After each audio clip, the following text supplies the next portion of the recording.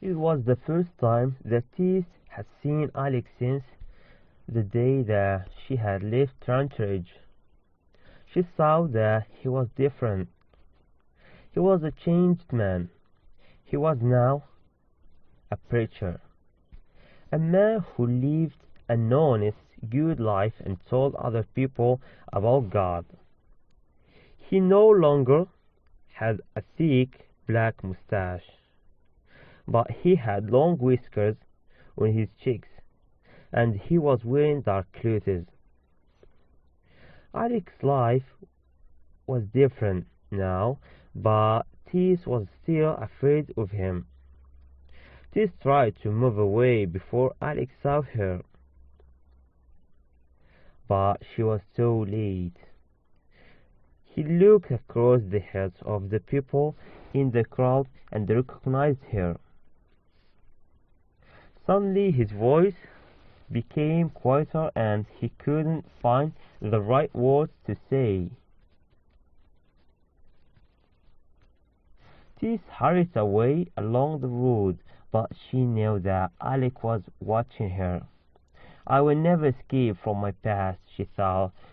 There will always be something or someone to bring back the painful memories. She heard the sound of footsteps. She heard the sound of footsteps behind her. She knew that Alec was following her. "Sis," he called. "It's me, Alec d'Urberville." He turned and looked at him. Her eyes were cold and her voice was hard. "Yes," she said.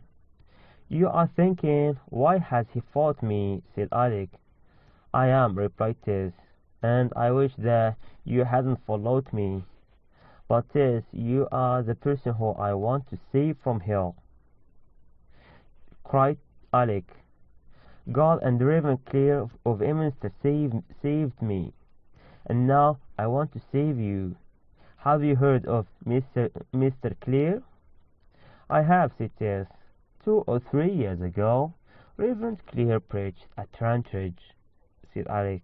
"He tried to save me then, but I told him to go away. Later I began to think about the things that he said. Since then, I have tried to tell others about God. I have tried to save other people from hell." "Don't say anything more," cried Tess. "You have changed completely. I cannot believe this. How can you talk to me in this way? Have you forgotten that night on the chase? Have you forgotten what you did?" "Tess, don't say that," said Alec. "I am a good Christian man now." "I can't believe it," she said.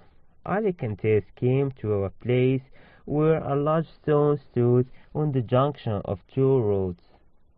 This was a wild and lonely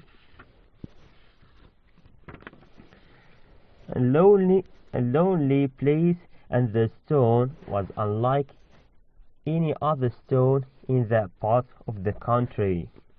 People hurried past this strange stone because it made them feel uncomfortable and a little afraid.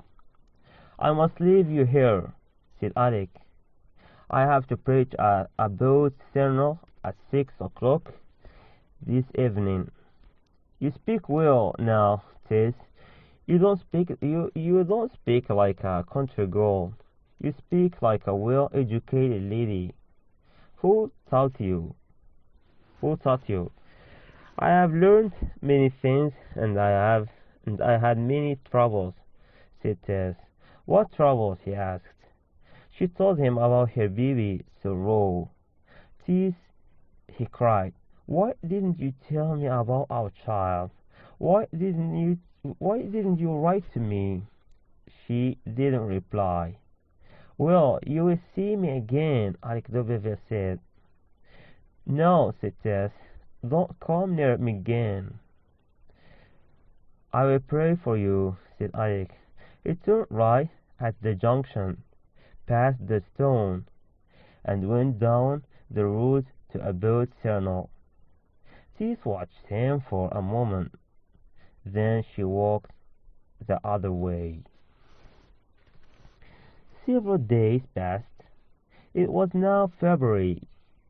A cold, dry wind blew across the fields where Tess and her friends worked.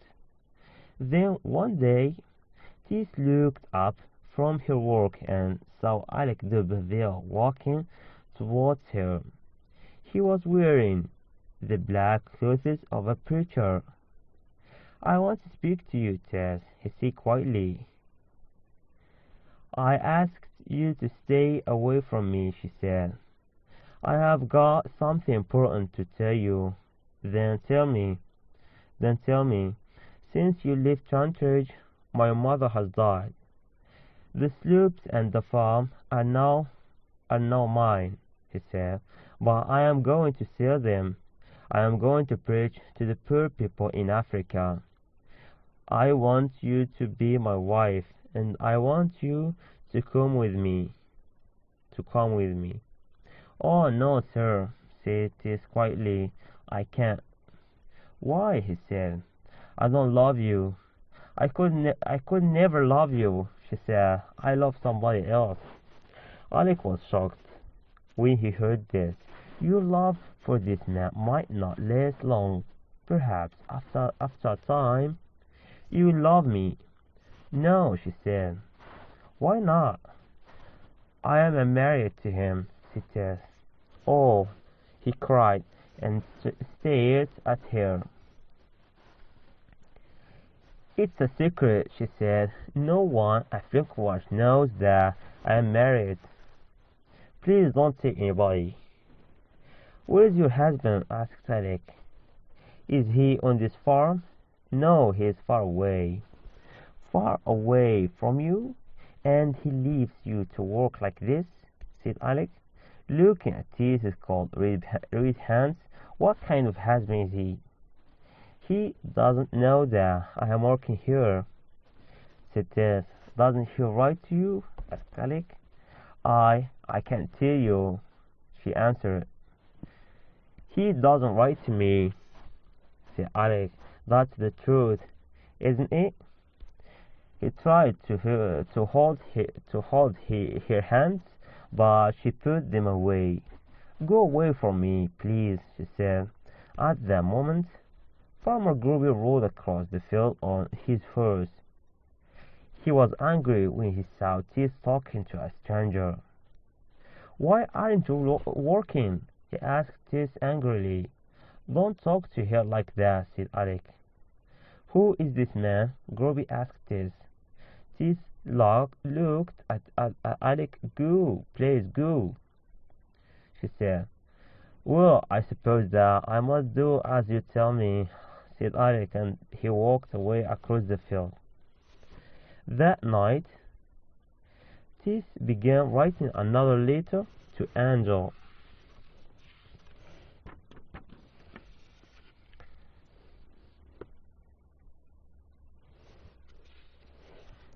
That night, Tess began to work in another letter to Angel Clear.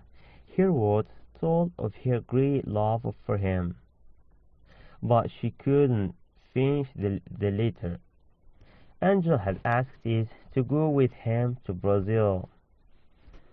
"Perhaps he doesn't love me at all," she thought. Several days later, Ali came to see Tess at cottage where she was living. "Tess, I have been thinking about you all the time," he said. "I started to go to Casterbridge this afternoon. I was going to preach there, but I had to come and see you." "I had a husband," Tess said. "You must leave." Alec went away, but a few weeks later he returned to Flintwash. He came to the field where Tess was working by the threshing machine. He was not wearing dark clothes now. He was wearing rich, fashionable clothes, and He had cut the whiskers from his cheeks. Once more, he looked like a young gentleman. He stood at the edge of the field, watching her. Is and Marianne saw Alec first.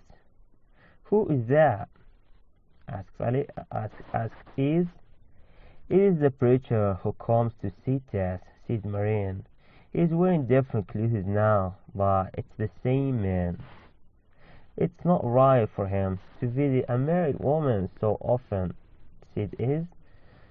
"Her husband is in another country, and—" "Oh, it's all right," said Marianne. Tess loves her husband. Nothing that the preacher says will change her love, but perhaps it should."